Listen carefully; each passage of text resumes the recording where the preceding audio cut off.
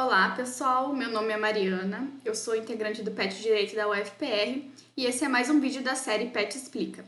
A minha pesquisa focou na LGPD, Lei Geral de Proteção de Dados, com a pretensão de analisar e sistematizar aquilo que pode ser considerado como as principais consequências que a LGPD trará ao regime jurídico de tratamento de dados pessoais de saúde pelo setor público em um cenário pandêmico e pós-pandêmico.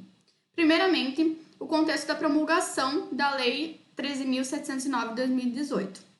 A massificação das tecnologias da informação, ou seja, a ampliação daquele conjunto de procedimentos, programas e atividades proporcionados por recursos computacionais, tanto no sentido de um aumento considerável de alternativas tecnológicas disponíveis, quanto de uma maior acessibilidade a estas em quase todos os países do mundo.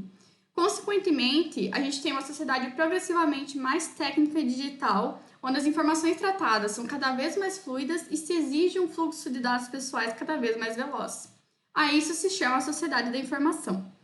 Novas concepções da tutela da intimidade. Por quê? Porque em uma sociedade eminentemente tecnológica como a nossa, a tutela da intimidade pressupõe o controle pelo indivíduo do acesso e do uso dos dados que compõem a sua identidade pessoal.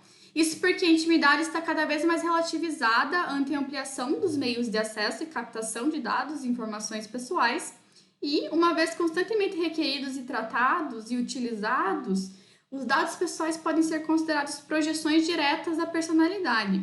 Logo, qualquer tratamento inadequado de dados é um risco em potencial aos direitos fundamentais.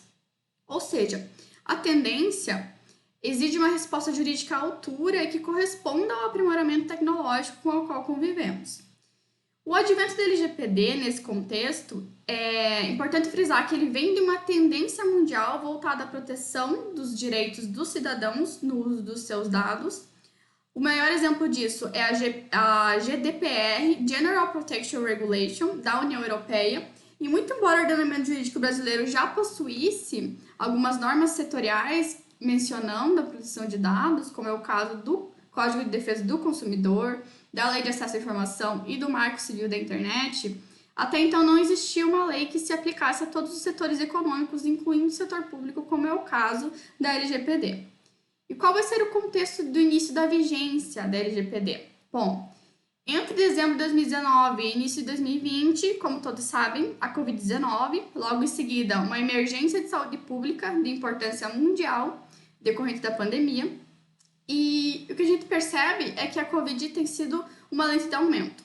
Problemas já presentes foram ampliados e diversas peculiaridades da sociedade da informação ficaram hiperdimensionadas. A excepcionalidade da atual circunstância de calamidade pública tem evidenciado o grande número de dados pessoais que circulam pelas mais diversas instâncias da sociedade e nas nossas instituições. Qual que é a hipótese, então? Que a LGPD vai trazer uma tutela mais adequada de dados pessoais no contexto pandêmico e pós-pandêmico. Entende-se que a LGPD vai chegar no momento de pandemia em que vai ser de extrema importância para o estímulo de um tratamento de dados pessoais cada vez mais seguro e adequado. A incidência da LGPD no setor público também é nova. Segundo a lei, expressamente, a LGPD vai se aplicar à administração pública, tanto direta quanto indireta, em todas as suas esferas, independentemente das atividades desempenhadas.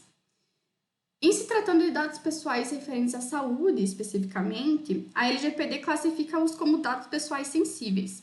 Nos termos do artigo 5º, inciso 2, considera-se dados pessoais sensíveis todo aquele dado referente à origem racial ou étnica, religião, opinião política, filiação e organização de caráter religioso, filosófico, político, saúde, vida sexual, dado genético ou biométrico.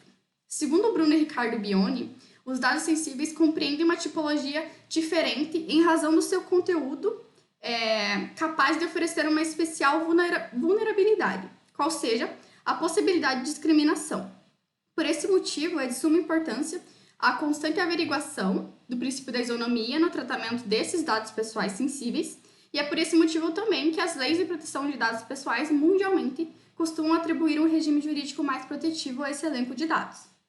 A LGPD, especificamente, permite o tratamento de dados sensíveis, independentemente do consentimento titular, apenas em algumas hipóteses. Quando indispensável, para o cumprimento de obrigação legal ou regulatória por parte do controlador, 2. A execução de políticas públicas previstas em lei ou regulamentos pela administração pública. 3. A realização de estudos por órgãos de pesquisa, garantindo-se, quando possível, a anonimização. 4. O exercício regular de direitos. 5. A proteção da vida, da incolumidade física do titular ou de terceiro. 6. A tutela da saúde em procedimentos executados por profissionais da saúde, serviços de saúde ou autoridade sanitária. E 7. A prevenção à fraude à segurança do titular. Isso está previsto no artigo 11, inciso 2 da lei. Então, o primeiro ponto que ganha destaque dentro desse contexto apresentado é a proteção de dados pessoais em prontuários médicos. O sigilo do prontuário médico ganha relevo porque o controle da pandemia, assim como o prosseguimento do atendimento médico preventivo e curativo para as mais variadas doenças que, por óbvio, continuam acometendo a população, exige um sofisticado tratamento de dados de saúde nos sistemas de saúde público e privado. A portaria 467 do Ministério da Saúde autorizou a telemedicina em caráter excepcional e temporário enquanto durar a pandemia, o que dá ainda mais destaque a esse dever de privacidade e sigilo do prontuário médico, para que as tecnologias empregadas no atendimento médico à distância sejam seguras e garantam uma efetiva proteção dos dados que recolhem. É importante destacar também que a exposição ilegal de dados em prontuários médicos não é uma realidade meramente hipotética. Como exemplo, é possível citar o aplicativo e-Saúde do Ministério da Saúde, que em 2018, devido a uma brecha no mecanismo de segurança, expôs informações pessoais de inúmeros brasileiros durante mais de 7 meses. Também, dentro das peculiaridades da pandemia, evidenciam-se a sensibilidade no tratamento de dados pessoais utilizados por órgãos de pesquisa, científicas e estatísticas que correm contra o tempo para emitir relatórios capazes de colaborar com o combate à propagação da doença.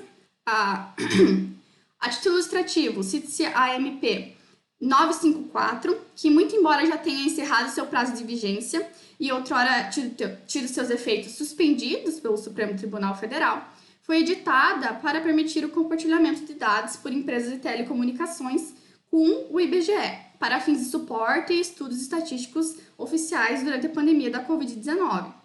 Só que a ministra Rosa Weber proferiu decisão liminar determinando a suspensão dessa medida provisória, porque julgou ela carente de estipulações sobre mecanismos e procedimentos para assegurar o sigilo, rigidez e anonimato dos dados compartilhados, afrontando direitos fundamentais constitucionais à intimidade, à vida privada, à honra, à imagem das pessoas. Artigo 5º, inciso 10 da Constituição. Nesse sentido, a LGPD, no seu artigo 13, regulamenta a possibilidade de realização de estudos na área de saúde pública com a garantia de acesso a bases de dados pessoais por órgãos de pesquisa, desde que sejam utilizados exclusivamente dentro do órgão, estritamente para a finalidade da pesquisa proposta, armazenados em local seguro e controlado, conforme as práticas de segurança previstas em regulamento específico e os padrões éticos que orientam esses estudos, e, por fim, anonimizados ou pseudo-anonimizados sempre que possível. O que é a anonimização? A anonimização ela consiste na utilização dos meios técnicos a fim de retirar a possibilidade de associação direta ou indireta dos dados a um indivíduo, segundo o artigo 5º, inciso 11 da LGPD. A pseudo-anonimização, por sua vez, pressupõe a retirada de uma determinada informação que será mantida em separado pelo controlador, em um ambiente seguro e controlado, e sem o qual não é possível fazer associações diretas ou indiretas do dado com o indivíduo. Isso segundo o artigo 13, parágrafo 4º da LGPD. Então, ela pode funcionar a partir da remoção de identificadores e da sua substituição por um código-chave único.